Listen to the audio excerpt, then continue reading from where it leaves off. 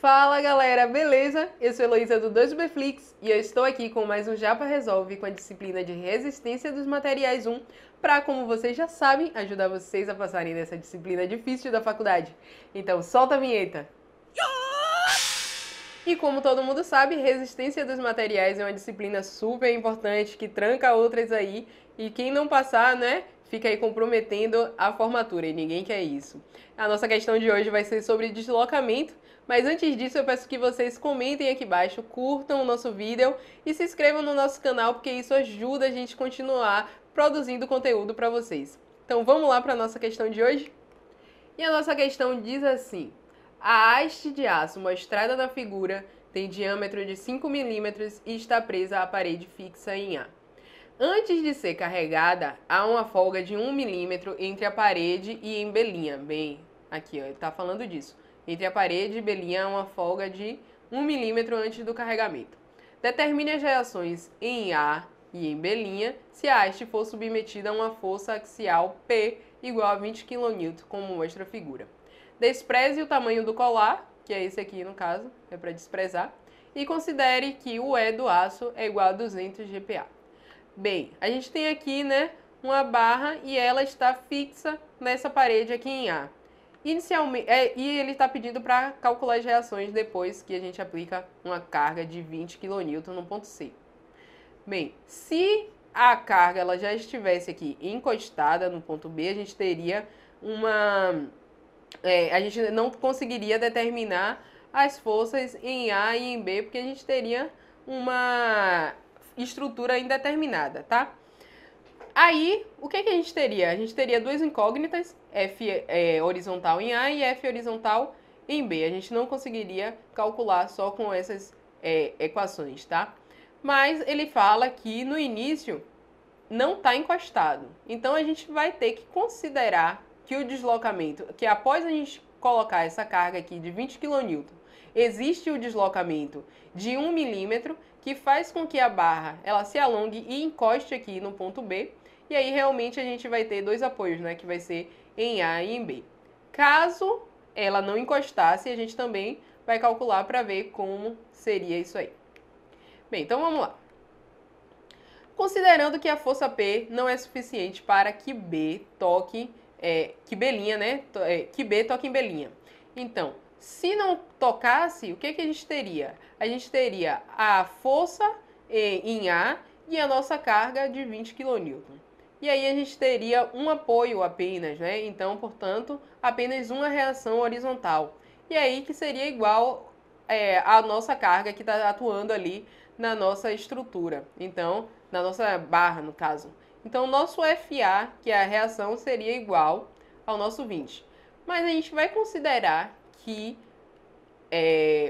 a força de 20 kN que foi aplicada ali no ponto C, ela é suficiente para causar um deslocamento que vai fazer com que o ponto B encoste em belinha, tá bom?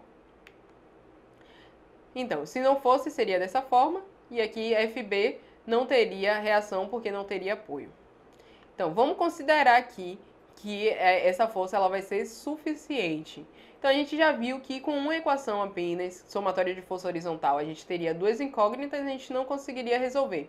E aí a gente vai ter que considerar mais uma equação além dessa. Então, o esquema seria esse aqui, né? Essa daqui é uma questão do livro Hibbeler.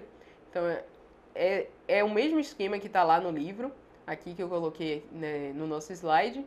E aí a gente vai fazer aqui, ó, somatório de força horizontal igual a zero. Como é que a gente teria? A gente tem menos FA menos FB mais 20 igual a zero. Por que menos? Porque se a gente colocou a força para a esquerda, a gente vai considerar todas as duas como negativas, tá? E quem for para a direita, a gente vai considerar como positiva. Então, menos FA aqui, ó, tá um pouquinho difícil de ver, mas tá aqui o menos. Menos FA, menos FB, mais 20, igual a zero. Então, a gente tem isso aqui. Observe que a gente não consegue, né, encontrar nem FA nem FB, porque a gente só tem uma equação para duas incógnitas. Então, fica indeterminado. Mas aí a gente vai para a equação de compatibilidade. A gente viu que o deslocamento é de 0,001 metros, né? estava ali em milímetros, eu passei para metros. E aí a gente tem que a nossa equação é F vezes L dividido por E vezes A. Então a gente vai usar isso aqui, que é do deslocamento. E aí a gente faz assim, ó, gente. O deslocamento, que é igual a 0,01 metros, é igual a FA vezes LAC. Então, o L do FA, onde ela está atuando, e a gente vai olhar aqui, ó, o valor, que ela está aqui, ó, que vai ser aqui, ó, 400 milímetros, mas a gente vai passar para metro, né, vai pular aqui 3 casas, aí vai ficar igual a 0,4. E a mesma coisa aqui para o FCB, que a gente vai usar para a força B. Então, a gente tem aqui, né, FA vezes LAC dividido por E vezes A. Isso aqui nada mais é do que essa própria fórmula que a gente tem aqui em cima. Menos FB vezes LCB, que vai ser o comprimento daqui até aqui, que a gente viu que são 800 milímetros, dividido por E vezes A. Aqui positivo porque está fazendo tração e aqui negativo porque está fazendo compressão. Tá, então vamos dar continuidade aqui. Quando a gente olha, a gente compara as duas equações aqui, né? Se a gente tem aqui na primeira FA e FB, na segunda a gente tem FA e FB, a gente pode isolar o FA ou o FB e aí a gente vai encontrar uma dessas forças e depois a gente substitui na próxima equação. É um sistema de equações aqui. Então, a gente vai ter aqui no próximo, tá difícil de passar, esse passador tá ruim. Então, resolvendo as equações 1 e 2, temos FA, a gente vai isolar, então a gente vai pegar FA igual a menos FB mais 20 vezes 10 a terceira, porque a gente vai querer em Newton e não em quilonewton. Então, eu só fiz isolar o FA dessa primeira equação. E aí, a gente substitui nessa segunda equação. Então, onde tem FA, a gente vai substituir, não é? Então, quem é FA? Menos FB mais 20 vezes 10 a terceira vezes 0,4, que já é dessa segunda equação, menos FB vezes 0,8.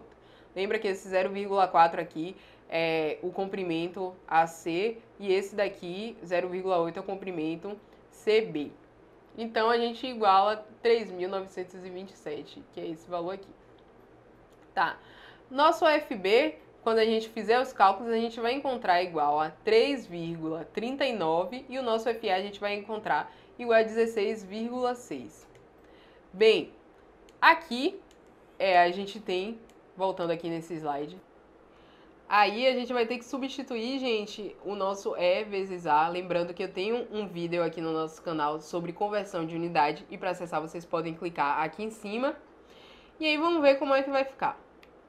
Bem, a gente tem a nossa primeira equação que a gente já viu, FA menos FB mais 20 igual a 0.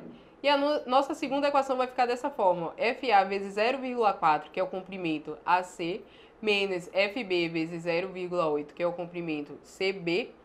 E aí a gente vai ter igual a 3.927 newton vezes metro. Esse 3.927 é o nosso E vezes A. Porque percebam, o nosso E vezes A, ele está dividindo tanto a nossa força A quanto a nossa força B. Então, a gente tem aqui o denominador comum. E aí, a gente considera como único, né? E passa para o outro lado multiplicando pelo nosso deslocamento. Quando a gente multiplica pelo deslocamento, a gente vai encontrar isso. Lembrando que a gente está usando Newton vezes metro. Então, resolvendo as equações 1 e 2, nós temos FA igual a menos FB mais 20, que é essa primeira equação aqui. Só fiz isolar o FA, e aí vezes 10 a terceira, porque a gente está usando em Newton vezes metro. E aqui, né, o nosso 20 era em quilonewton, então vezes 10 a terceira. E a gente substitui esse valor aqui de FA na nossa equação 2. Quando a gente substitui, vai ficar dessa forma aqui, e aí a gente encontra o nosso FB. A gente vai encontrar o FB igual a 3,39 kN. Depois que a gente encontra o nosso FB, a gente joga aqui na primeira equação e encontra o nosso FA. Mas isso aí é sistema de equações, né? E é bem simples de resolver. E essa foi a nossa questão de hoje. Espero que vocês tenham gostado. Deixem aqui no comentário o que vocês acharam. Deixem o like também e se inscrevam no nosso canal para dar essa forcinha aí pra gente. Valeu, galera, e até a próxima!